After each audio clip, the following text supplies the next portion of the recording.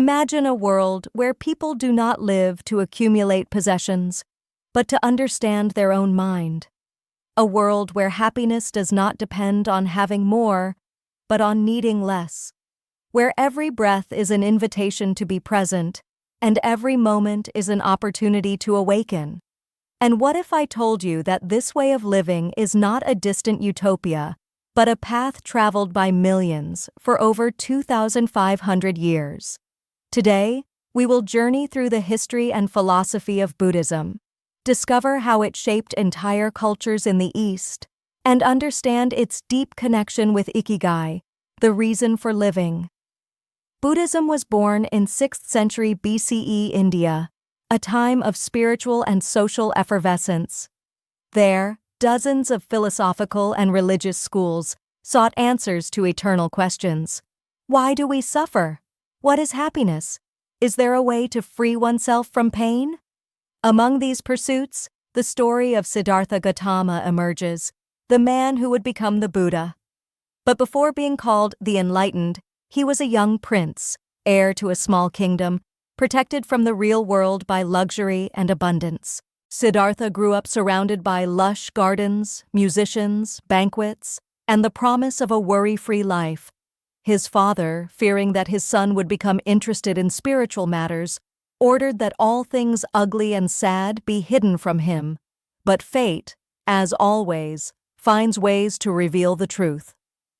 One day upon leaving the palace, Siddhartha had 4 encounters that would change his life forever.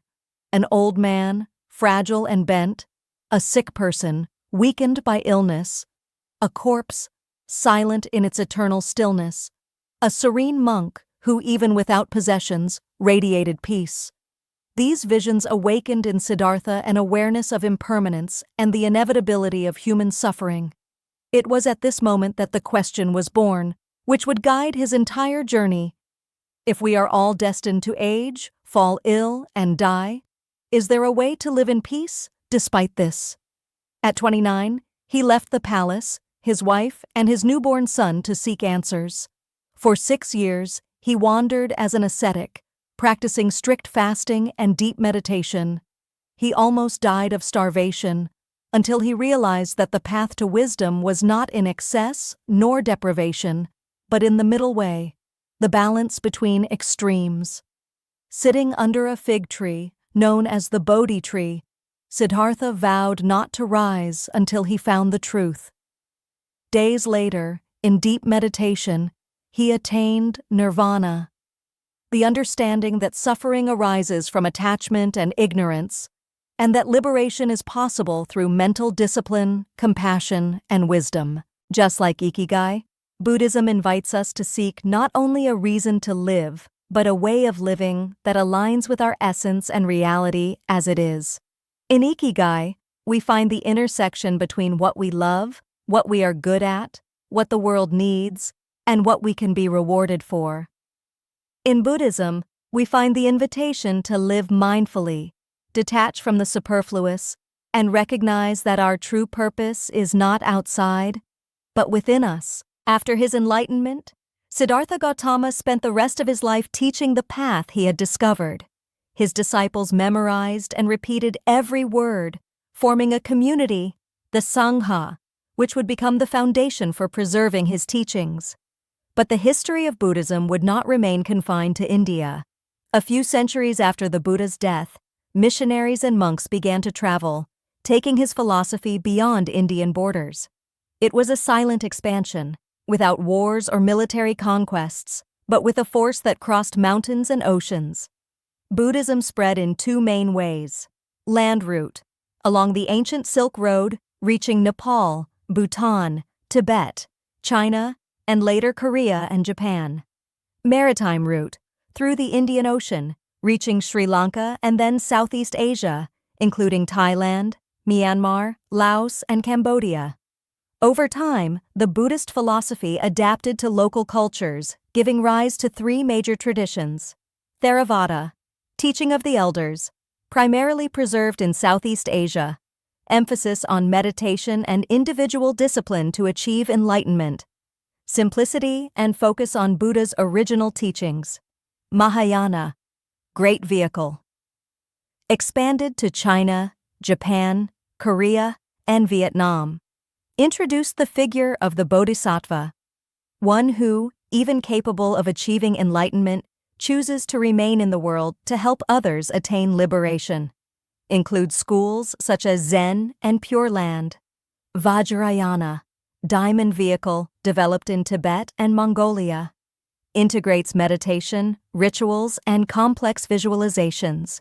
Deeply linked to the tradition of lamas, including the Dalai Lama. In the East, Buddhism was not limited to temples or monks. It shaped moral codes, artistic practices, architecture, literature, and even the way people work and relate to each other. In Thailand, it is common for young people to spend a period of their lives as monks to develop discipline and humility. In Japan, Zen aesthetics influenced design, gardening, and even tea ceremonies, emphasizing the importance of simplicity and presence. In Tibet, spirituality intertwines with political and social life, and mantras echo through the mountains as part of daily life. Zen, which flourished in Japan from Mahayana Buddhism originating from China, Chan, is one of the greatest bridges between Buddhism and Ikigai. While Ikigai speaks about finding a purpose that gives meaning to life, Zen teaches living that purpose with presence and detachment. The concept of doing one thing at a time with full attention, so central to Zen philosophy, is a powerful tool for those seeking Ikigai. After all, it's not enough to know your reason for living. You must inhabit it consciously. Thus, Buddhism traveled around the world, adapting to each culture but preserving its essence, freeing the human being from suffering through self-knowledge. And on this journey, it sowed seeds that germinated in the heart of Japanese culture, laying the groundwork for Ikigai to flourish as a way of life. Let's delve into the fundamentals of Buddhist philosophy, the Four Noble Truths, the Noble Eightfold Path, and how these principles relate to the pursuit of purpose. Throughout his life as a master, Buddha did not present dogmas, but a map to understand the human mind and free oneself from suffering. This map begins with an accurate diagnosis of the human condition and offers a practical path for inner transformation. These are the heart of Buddhism: simple in form, profound in meaning. In Buddhism, suffering does not only mean physical pain or emotional sadness, but also the constant dissatisfaction we feel, even when things are going well. The restlessness of wanting more, the fear of losing, the anxiety about the future. According to Buddhism, we must recognize that the purpose of life does not eliminate challenges, but helps us to go through them with meaning. Ikigai gives a why to endure any how. The root cause of suffering is the desire for things to be different from what they are. We want everything to last forever and for nothing to change. But impermanence is inevitable. When we find a genuine purpose, we learn to channel our desires into something that brings growth and contribution, not just momentary pleasure. Buddhism teaches that it is possible to live without being trapped in cycles of attachment and aversion. This does not mean not feeling emotions, but not being enslaved by them. Living your Ikigai is not about being constantly happy, but about living with deep serenity, even in the face of change. Buddha offers a practical method divided into 3 areas: wisdom, ethical conduct, and mental discipline. The Noble Eightfold Path involves 1. Right understanding, comprehending reality as it is, not as we wish it to be. Clarity about who we are and what truly matters to us leads us to our Ikigai. 2. Right thought, cultivating pure intentions, free from greed, hatred, and deception. To live our Ikigai, we must align purpose with higher values. 3. Right speech, avoiding lies, aggressive or useless words. Communication aligned with purpose and empathy. 4. Right action, acting ethically, respecting life and the well-being of others. Purpose that creates positive impact. 5. Right livelihood, choosing work or activities that do no harm. a source of sustenance that is also consistent with your values. 6. Right effort, persisting in cultivating positive qualities and abandoning harmful habits. Discipline to live your purpose daily. 7. Mindfulness, being present here and now, aware of body, mind, and emotions. Living your purpose in every action, not just as a distant goal.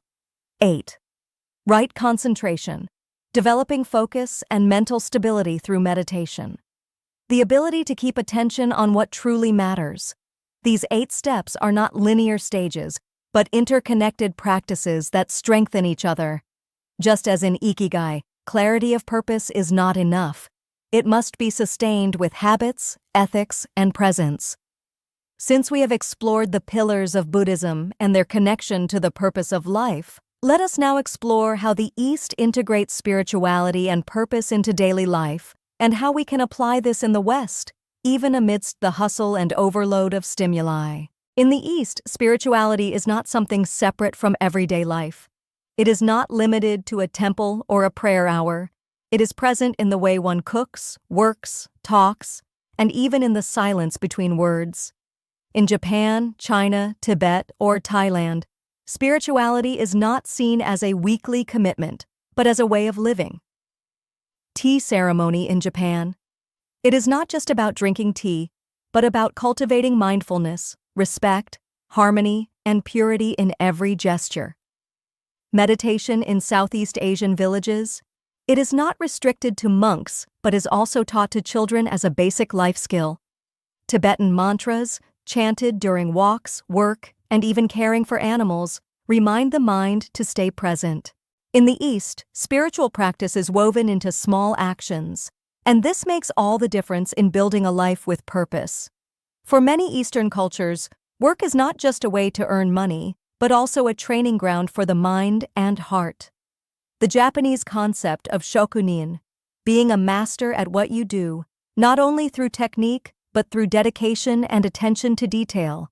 In Zen, even sweeping the floor or washing dishes are acts of meditation and service.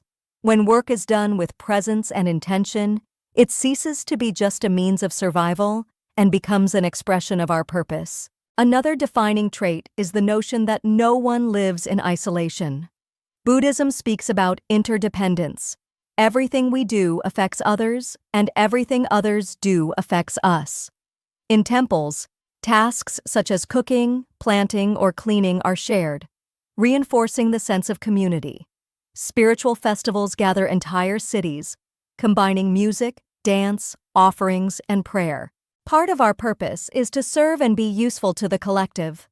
Living only for oneself is living halfway.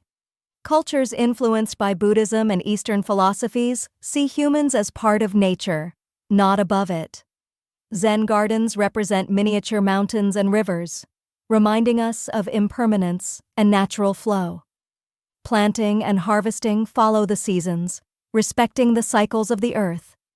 Finding purpose includes accepting our own cycles and changes without fighting against the nature of life. In the East, purpose and spirituality are not two separate paths. They are one. And this fusion is what allows the search for meaning to be not a burden, but an art of living. Let's put all of this into practice. I will show you how to apply the principles of Buddhism and Ikigai in your life, even living in the West, and how to cultivate a purpose strong enough to withstand the inevitable changes and challenges. So far, we have learned about the history of Buddhism, its fundamentals, and how it has shaped the way the East lives with purpose. Now, let's turn this ancient wisdom into concrete actions you can start today. The foundation of Buddhism and a direct bridge to living Ikigai is being present in the moment. In the West, we are conditioned to think about the future or the past. The challenge is to bring the mind to the now. Start with 5 minutes of mindful breathing daily. When eating, focus on the taste, texture, and aroma. When walking, notice the ground beneath your feet and the air in your lungs. A purpose is not only lived in the destination, but with every step. Neither excess nor extreme deprivation. Seek balance in choices, avoiding the illusion that more is always better. Balance work and rest. Balance production and contemplation. When there is balance, you can sustain your purpose throughout life without burnout. Buddhism places correct conduct as one of its pillars. Ask yourself, does what I do today help alleviate suffering in the world or increase it? Choose activities that do not harm other beings. Make compassion a central value. The true purpose is one that also improves the lives of others. Living only for oneself creates emptiness. Seek ways to serve and actively participate in the common good. Volunteering. Sharing skills. Supporting causes aligned with your purpose.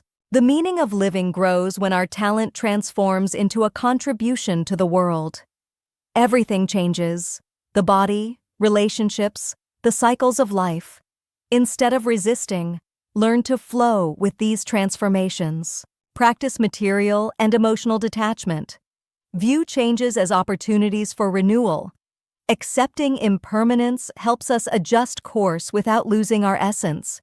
The East teaches us that great purposes are sustained by small habits. A daily moment of silence. A gratitude ritual upon waking or before sleeping.